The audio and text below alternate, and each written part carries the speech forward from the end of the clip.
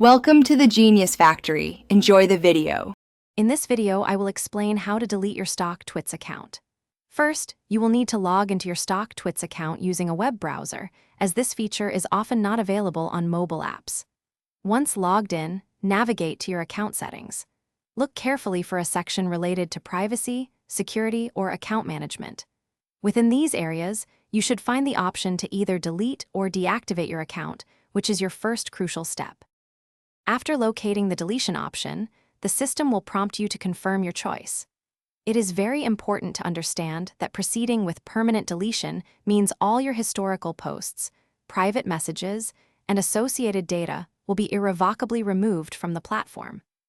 Before you finalize this step, we highly recommend reviewing your content and downloading any information you wish to keep, as it will not be recoverable later. Some platforms, including potentially StockTwits, offer a choice between deactivating and permanently deleting your account. Deactivation is a temporary measure that hides your profile and content from public view, but allows you to reactivate your account at a later date if you change your mind. Permanent deletion, however, is final.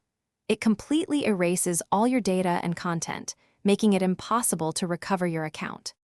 To finalize the removal of your account, carefully follow all the remaining on-screen instructions. This might involve entering your password again for security purposes or providing a reason for leaving.